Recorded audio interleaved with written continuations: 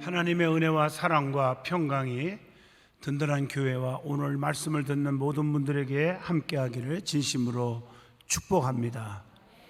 마태복음 13장 18절로 23절을 통해서 좋은 열매를 맺자 하는 제목으로 같이 은혜를 나누고자 합니다.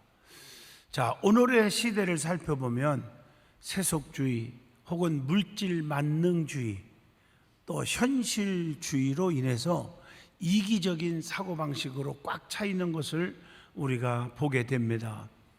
사람은 홀로 살아가는 것이 아닙니다. 계속적인 만남의 대화가 절대적으로 필요한 줄로 믿습니다. 그러나 지금은 스마트폰 시대, AI 시대가 되어서 만남이 없이도 얼마든지 살아갈 수 있는 환경이 되어버렸음이 어떻게 보면 안타깝습니다. 인간의 정이 점점 없어져 가고 있는 것이 오늘의 현실입니다. 특별히 은혜 속에서 살아가려고 하는 성도들에게 있어서는 많은 장애물들이 있습니다. 마치 이스라엘 백성들이 출애굽할 때 장애물들이 있었던 것처럼 그런 장애물들이 꼭 생기는 거예요. 홍해바다의 장애물, 여리고성의 장애물, 아이성의 장애물 등등 이 장애물들이 있었지만 하나님의 전적인 능력으로 기적 속에서 모두 헤쳐나갈 수가 있었음을 알게 됩니다. 오늘날 성도들이 하나님의 축복을 받지 못하게 하는 영적인 방해물들이 많이 있어요. 특별히 축복의 열매를 맺지 못하게 하는 방해물들이 있다는 거죠. 그런 모습을 오늘 본문 말씀에서는 씨 뿌리는 비유의 말씀으로 기록하고 있습니다. 먼저 씨를 뿌린 밭이 4군데가 나오죠.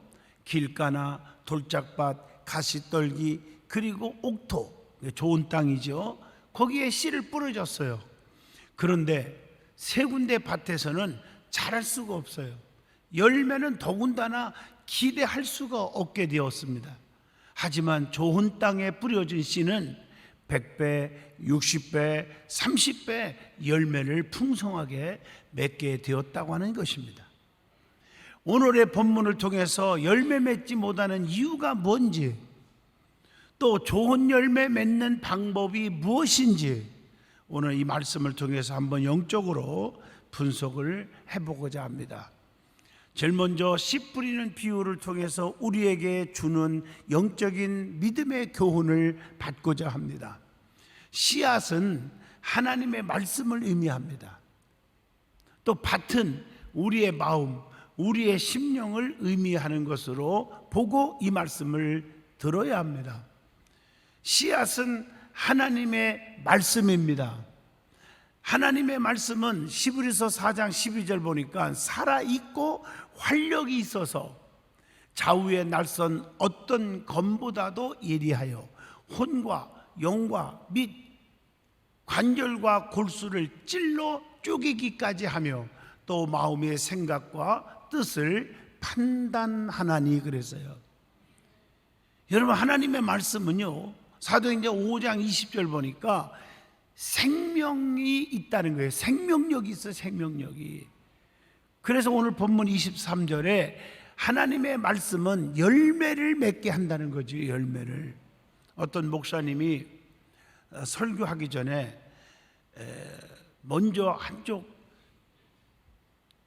코너에서 열심히 준비기도 하고 말씀을 한번 애쳐봅니다.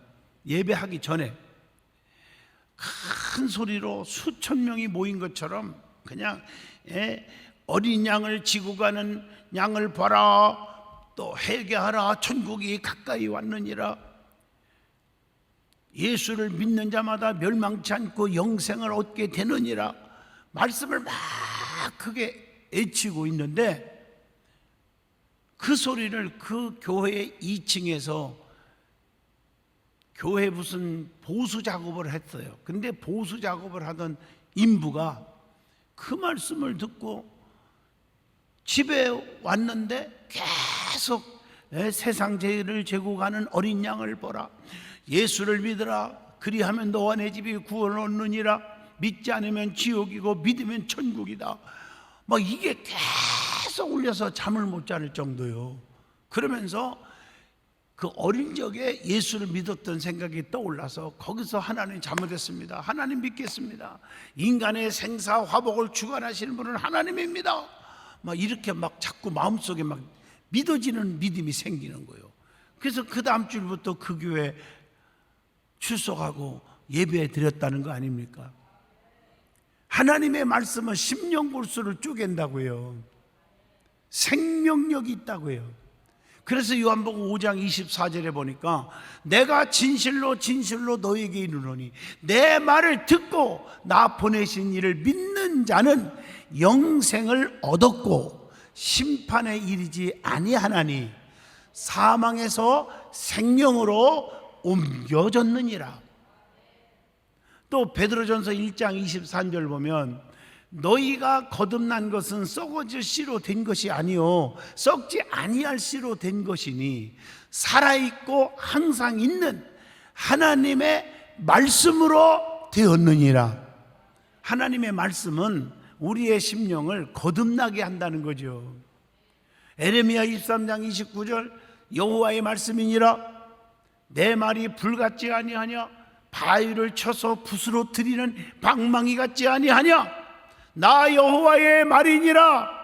하나님의 말씀 자체가 불이라고 표현하고 있어요. 그래서 우리가 말씀 듣는 시간에 집중을 해야 돼요. 집중. 그게 은혜예요. 이 교통사고가 너무 많잖아요. 우리 대한민국이 전 세계에서 1, 2등 간대 교통사고율이. 왜 교통사고를 많이 날까 하고 분석을 했는데 여러 가지가 나오겠죠. 그 중에 하나는 졸음운전, 너무 피곤해서 그래서 큰 사고가 나고요. 또 하나는 상대방 반대편 도로에서 교통사고 났을 때 그때 더 많이 난대. 왜? 지나가다가 그 구경하다가 앞차를 빡 받아버린다는 거죠. 또 하나는 뭐냐면 요즘에 심각한 게 스마트폰입니다. 운전하다가 전화를 받고 운전하다가 문자를 받고 문자 읽고 문자 보내고 하다가 꽝 하고 터진다는 거예요. 나는 그 기사를 읽어보면서 뭘 생각했느냐. 맞다. 예배 드릴 때도 하나님의 말씀은 살아있고 생명력 있고 그 자체가 축복인데 그 축복이 내 귀에 들어오려면 집중해야 합니다. 집중. 말씀에 집중할 때 역사가 일어날 줄로 믿습니다. 왜? 그 말씀은 불이란 말이에요. 불은 뜨겁기 때문에 열심 있는 성도로 만드는 것을 우리가 누가복음 24장 32절을 통해서 알게 됩니다. 민수기 31장 23절 왜 불로 표현했을까? 불은 태우는 일을 하기 때문에 우리의 심령을 다 깨끗하게 하시는 거예요. 또 불은 녹이는 일을 하기 때문에 쓸모없는 쇠붙이도 녹여서 귀한 그릇, 큰 그릇, 쓸모 있는 그릇으로 만들듯이 우리의 교만과 혈기와 아집과 고집, 교만 이것들이 녹아져야 새로운 그릇, 귀한 그릇, 쓰임받는 그릇, 가치 있는 그릇으로 만들어지게 될 줄로 믿습니다. 그리고 하나님의 말씀에는 역사가 일어납니다. 어떤 역사가 일어날까? 요한복음 1장 3절 거기 보면 창조의 역사가 일어나요. 창조의 역사. 누가복음 24장 34절 보면 주께서 과연 살아나시고 시몬에게 보이셨다 하는지라. 이게 뭐예요? 계시의 역사가 일어나고요. 요한복음 1장 14절 보면 말씀이 육신이 되어 우리 가운데 거하심에 우리가 그의 영광을 보니 아버지의 독생자의 영광이요 은혜와 진리가 충만하더라. 성육의 역사가 일어나, 성육신의 역사가 일어나요. 누가복음 7장 47절 보면 내가 내게 말하노니 그의 많은 죄가 사하여졌도다. 이는 그의 사랑함이 많음이라. 사함을 받은 일이 적은 자는 적게 사랑하느니라. 이건 뭘 얘기합니까? 속죄의 역사가 일어난다는 거죠. 에베소 1장 13절 구원의 역사도 일어납니다. 또 누가복음 1장 37절 하나님의 모든 말씀은 능하지 못하심이 없느니라. 이 말은 능력이 나타나는 역사가 일어나는 거죠. 히브리서 4장 13절 보면 지으신 것이 하나도 그 앞에 나타나지 않음이 없고 우리의 결산을 받으실 이의 눈앞에 만물이 벌거벗은 것 같이 드러나느니라. 심판의 역사가 말씀 속에서 일어나는 것입니다. 베드로전서 1장 23절 너희가 거듭난 것은 썩어질 씨로 된 것이 아니요 썩지 아니할 씨로 된 것이니 살아있고 항상 있는 하나님의 말씀으로 되었느니라. 중생의 역사를 바로 이 말씀으로 다시 한번 깨우쳐 줍니다. 그것뿐입니까? 하나님의 말씀은요, 마태복음 15장 28절 예수님께서 말씀하시되 여자여 네 믿음이 크도다 내 소원대로 되리라 하시니 그때부터 그의 딸이 나으니라. 말씀은 치유의 역사가 일어나는 거예요. 하나님의 말씀은 디모데전서 4장 5절 하나님의 말씀과 기도로 거룩하여짐이니라. 이것은 말씀은 청결의 역사가 일어나요. 그래서 자녀들에게도 말씀을 많이 읽게 하고 말씀을 많이 듣게 하고 예배에 빠지지 않게 하면요, 자신도 모르는 사이에 아무리 악한 그런 자녀라 할지라도 타락한 자녀라 할지라도 그 말씀 속에 변화가 일어나요. 제가 이번에 참 무거운 짐을 졌어요. 서울구치소에 구치소 역사 이래에 기독교 분과에서 대표회장 뽑힌 건 처음이에요. 6개 분과가 있어요. 천주교 분과, 불교 분과, 기독교 분과, 또 원불교 분과, 교화 분과, 또 교육 분과, 이렇게 많은 분과들이 있는데 한 번도 기독교 분과에서 대표회장을 해본 적이 없어요. 그렇게 많은 일을 하면서도 안 돼요. 표로 대결하니까 안 되는 거예요. 근데 참 감사한 게 저는 만장일치로 제가 하겠다고 한 것도 없어요. 그런데 초대해가지고 박수로 제가 뽑혔거든요. 하나님이 뜻이 있다고 나는 생각해요.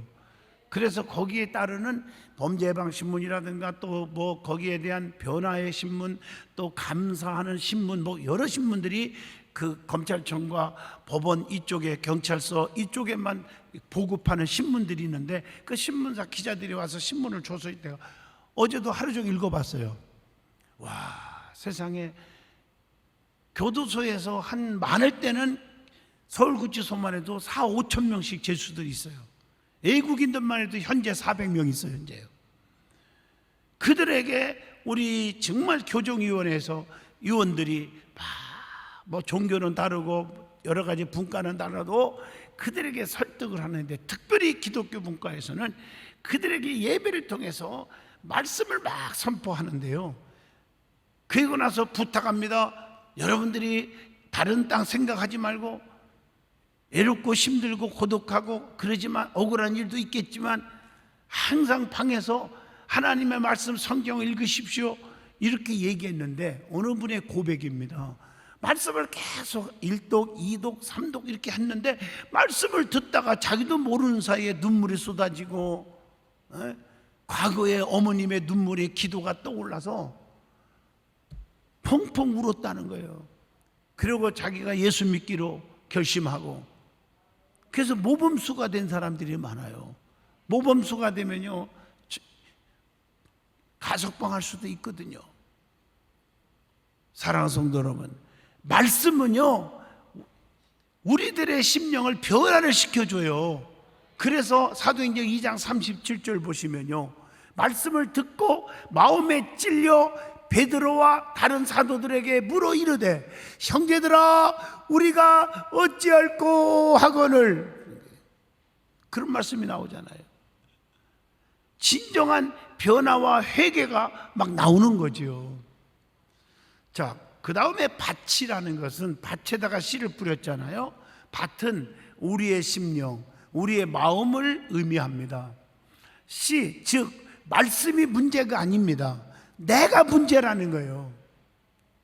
같은 씨를 뿌렸는데 어떤 씨는 자라지 못하고 다 말라 비틀어 죽고 또 새들이 쪼아 먹어버리고 뿌리를 못 내리고 열매가 없는데 왜 그랬습니까? 같은 그 밭은 내 심령이요. 아무리 좋은 씨를 뿌려도 밭이 안 좋으면 열매를 맺을 수가 없는 거예요. 하나님의 말씀은 축복의 말씀입니다. 치료의 말씀입니다. 기적의 말씀인데 그 말씀을 천번 만번 설교를 하고 해도 내 밭이 안 좋으면 열매를 맺을 수가 없다는 것입니다. 그래서 말씀을 받을 때 마음의 문을 열고 받아야 합니다. 계시록 3장 20절 보시면 볼지어다 내가 문 밖에 서서 두드리노니 누구든지 내 음성을 듣고 문을 열면 내가 그에게로 들어가 그와 더불어 먹고 그는 나와 더불어 먹으리라. 주님과의 교통이 이루어지는 것입니다. 에베소서 5장 18절 술 취하지 말라 이는 방탕한 것이니 오직 성령으로 충만함을 받으라 그랬단 말이에요. 로마서 8장 9절 보면 하나님의 영이 거하시면 너희가 육신에 있지 아니하고 영에 있나니 누구든지 그리스도의 영이 없으면 그리스도의 사람이 아니니라. 내 속에 성령으로 충만하지 않으면 그건 크리스찬이 아니래요. 그 말은 무슨 얘기예요? 쉽게 설명합시다. 천국 가는 사람이 못 된다는 거죠. 천국 못 가면 어떻게 됩니까? 말씀 안 해도 잘 아시잖아요. 갈라디아서 2장 20절 내 속에 예수님이 산 것처럼 살아야 한다는 것이죠. 그때부터 그렇게 되면 요한복음 8장 12절에 예수께서 말씀하여 이르시되 나는 세상의 빛이니 나를 따르는 자는 어둠에 다니지 아니하고 생명의 빛을 얻으리라 이렇게 말하고 있어요. 어둠 속에 살지 않는다는 것이죠. 남을 불평하고 원망하고 미워하고 쑥덕거리고 남의 허물을 들춰내기를 좋아하고 싸우기를 좋아하고 이런 사람이 되지 않는다는 거지요. 그래서 우리는 심령의 변화가 있어야 됩니다. 그래야 그 심령 속에 변화된 심령 속에 씨를 뿌릴 때, 즉 좋은 땅에 씨를 뿌린 것 같이 100배, 60배, 30배 열매를 맺을 수가 있습니다. 우리의 심령이 변화될 수 있기를 축복합니다. 그러면 무엇입니까? 누가복음 5장 8절 내가 하나님 앞에 죄인입니다. 죄인임을 부족합니다. 고백하는 변화가 있어야 되고요. 요한복음 1장 49절 보면 나다나엘이 대답하여 랍비요 당신은 하나님의 아들입니다. 당신은 이스라엘의 임금이로소이다. 이렇게 고백하는 변화가 있어야 합니다. 요한복음 4장 29절처럼 죄 용서함의 기쁨과 감격을 체험하는 변화가 있어야 합니다. 그래서 고린도후서 4장 16절 보면 우리가 낙심하지 아니하노니 우리의 겉사람은 낡아지나 우리의 속사람은 날로 새로워지는도다. 그래서 로마서 14장 8절이 고백이 있죠. 우리가 살아도 주를 위해 살고 죽어도 주를 위해서 죽나니 그러므로 사나 죽으나 우리가 주의 것이로다. 그 다음에 변화는 생활의 변화입니다. 우리가 정말 말씀으로 거듭나고 말씀의 은혜를 충만히 받게 되면 생활의 변화가 일어나요. 누가복음 19장 8절 보세요. 소유의 절반을 가난한 사람에게 나눠주고 남의 것 빼앗은 것이 생각만 나면 다 어떻게 해요? 4배로 갚아주겠다고 고백합니다. 그게 누구의 고백입니까? 사케오의 고백이잖아요. 예수님 만나고 나서 고백하는 거예요. 마태복음 5장 44절 보면 너희의 원수를 사랑하며 너희를 박해하는 자를 위하여 기도하라. 여러분, 남을 용서할 줄 모르고 뿡 하면 죽을 때까지 용서할 줄 모르는 것은 아직도 거듭나지 못한 분들의 행동입니다. 만약에 죄가요 거듭나지 못했다 그러면은 저는 살 수가 없을 거예요. 너무 괴로울 거예요. 맞잖아요. 저 원수, 저 배신자, 이런 게 얼마나 많이 있겠어요. 그게 다 덮어치는 거예요. 그리스도 사랑해서 나는 영원히 지옥 갈 수밖에 없는 죄인인데 나를 위하여 십자가에 피 흘려 죽어주신 예수님의 십자가만 생각하면 누구를 용서 못할 수 있습니까? 그 십자가에 믿음이 없기 때문에 화해가 안 되고 용서가 안 되는 것입니다. 사도행전 2장 45절처럼 삶의 변화는 뭐예요? 이웃을 사랑해야 하는 거예요. 모든 재산을 나눠주는 거예요. 재산과 소유를 팔아서 각 사람의 필요에 따라 나눠주고, 이게 사도행전 2장 45절의 말씀이에요. 그래서 하나님은요 성도들이 좋은 열매 맺기를 지금도 간절히 원하시고 계십니다. 좋은 열매를 맺어야 돼요. 왜냐? 마태복음 21장 19절 보시면 무화과 나무가 열매 없을 때 어떻게 됐어요? 주님으로부터 저주받았잖아요. 마태복음 25장 23절 보세요. 열매를 맺으면 더 많은 것을 맡겨주고 칭찬하지만 열매를 맺지 않는 자는 있는 것까지 빼앗기고 내어 쫓아버렸잖아요. 성도는 교회에서 말꾼이 아닌, 목에 힘을 주고 살아가는 말꾼이 아닌 일꾼이 되어서 열매를 맺어야 합니다.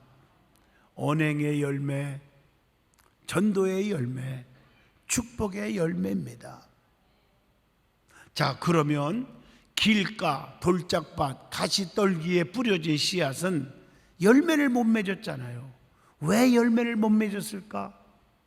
자, 길가와 돌밭에 뿌려진 씨는 어떤 씨입니까? 열매 맺지 못한 이유가 있잖아요. 그들은 흙이 깊지 아니하므로 싹이 나오나 해가 돋은 후에 타져서 자라지 못했다고 마태복음 13장 5절에 말합니다. 그래서 신앙생활을 깊이 하여야 합니다. 그 다음에 마태복음 13장 6절 보면 해가 돋은 후에 타서 뿌리가 없으므로 말랐고 그랬단 말이에요.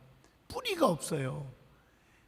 그래서 영양분을 받을 수 없듯이 주님께 뿌리를 내려야, 말씀에 뿌리를 내려야 주님의 은혜를 받을 수가 있는 것입니다. 세상에 너무 의지하고 세상에 뿌리를 내리지 말고 주님께 뿌리를 내리시기를 바랍니다. 그래서 교회는 뿌리를 어디에 내려야 하느냐? 믿음이 자라고 시험 들지 않으려면 교회관, 내 교회관, 내 목자관, 내 사명관, 내 신앙관, 내 가정관, 이거 5대관이라고 그래요. 뿌리를 내려야 할 줄로 믿습니다. 소수기 교회에 있으면서 다른 교회 곁눈질하고, 이건 100이면 100 다 얼마 안 가서 교회 떠납니다.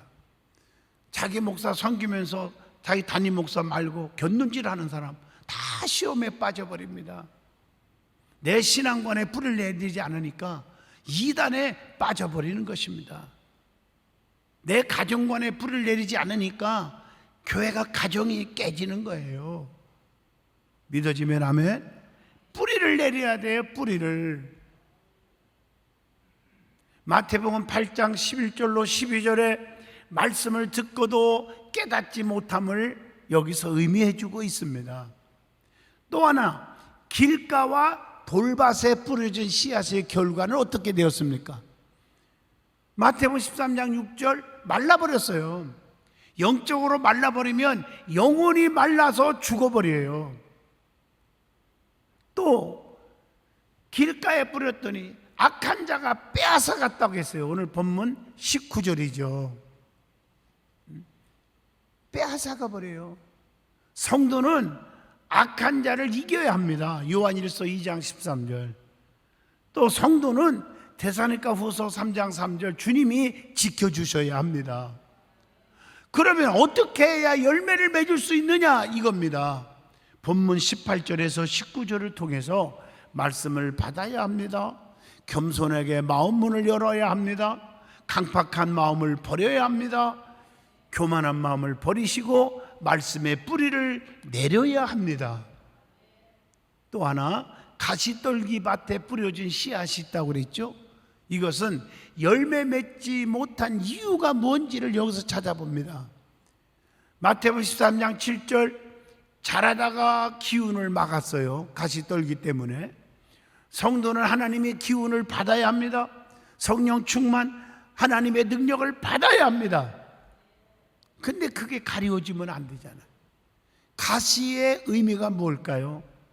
이사야 34장 13절에 답이 주죠.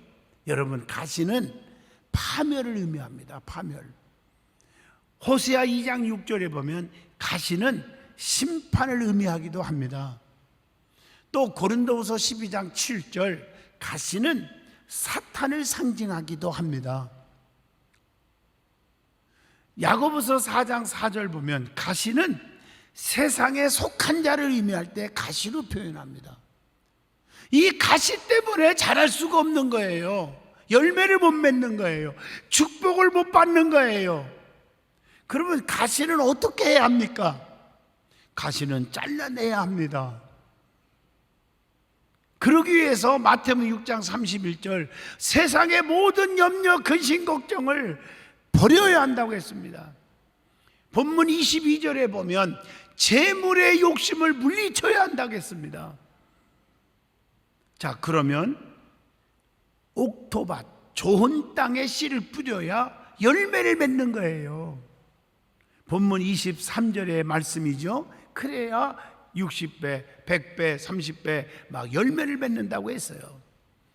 자, 이 말씀을 구체적으로 보면 23절 본문을 보시면 말씀을 듣고 깨닫는 자를 가리켜서 옥토라고 했어요. 그래서 우리는 말씀을 들어야 합니다. 말씀을 듣고 깨닫는 자, 그래서 말씀을 들어야 믿음이 생기고요. 사도행전 2장 41절, 말씀을 받아야 됩니다. 양식이 됩니다. 주님을 마음속에 영접하라는 거예요. 마태복음 10장 40절의 말씀입니다. 그래서 100배, 60배, 30배 열매를 맺는 축복의 성도가 되자는 거예요.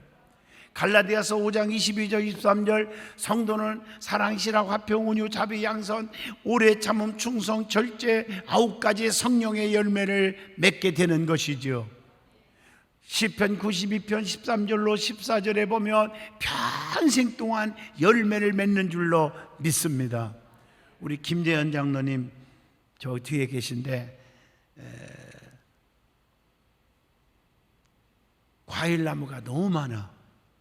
그래서 얼마나 되니까 한 1000평의 과일나무, 배도 심고 자두도 심고 행두도 심고 살구도 심고, 열매를 딸 때마다 그 따는데 얼마나 힘들은지 막 이만큼 바가지로 막 따가지고 어제 갖고 왔어요. 자두를요. 내가 자두를 참 좋아해요. 그 자리에서 10개를 그냥 먹었어요. 그러고 나서 봉주 갖고 나가고 직원들, 뭐 일하는 분들, 심지어 우리 교회 지키는 분들까지 전부 부목사님들 나눠가지고 전부 다 줬어요. 물론 내 것도 챙겼고요. 어제 집에 가서 또 10개를 또 먹었어요. 얼마나 맛있는지. 열매는 좋은 거예요. 열매는. 그래서 내가 장로님 앞에 전화를 걸어서 고맙습니다 장로님 그러면서, 그게 그렇게 많은데요 몇 나무에서 딴 게, 지금 우선 7그루 나무에서 딴 것을 가져왔습니다. 그 7그루 나무를 따려면요 시간이 얼마나 갔겠나. 난 그 생각이 떠오르는 거예요. 저렇게 연세 많으신 분이 얼마나 힘들었을까. 근데 먼저 교회 와서 직원들, 교육자들 나눠주고 하는 그 사랑이 하나님이 아마 장수의 축복을 주실 줄로 믿습니다. 열매는 좋은 거예요. 열매.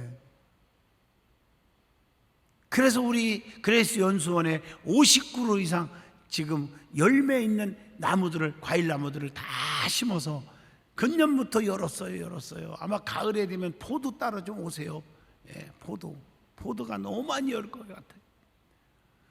성도는 열매를 보고 하나님을 사랑하는지 9월의 백성인지를 구별하는 것입니다. 만약 우리의 마음밭이 길가와 같은 땅이라면 갈아엎으셔야 되고요, 돌밭 같은 땅이라면 우리의 심령이 돌을 골라내야 되고요, 버릴 건 버려야 되고요, 가시떨기 같은 밭이라면 가시를 제거해야 됩니다. 그래서 좋은 땅으로 개간하시기를 바랍니다. 그래서 아름답고 좋은 열매를 삶 가운데 매일마다 맺어가시기를 진심으로 축복합니다. 기도합니다. 거룩하신 하나님, 우리는 맥주 감사주의를 맞이하면서 좋은 열매를 맺는 성도가 되게 하시고 그동안 지켜주신 은혜 감사하여 상반기 최선을 다한 맥주 감사 예물을 드리고자 합니다. 그리고 하나님을 찬양합니다. 감사의 고백을 드립니다.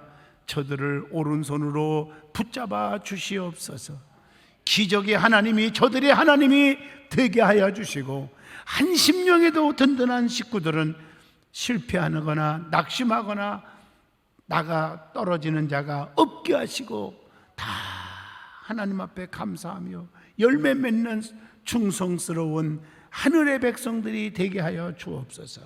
예수님 이름으로 축복하며 기도합니다.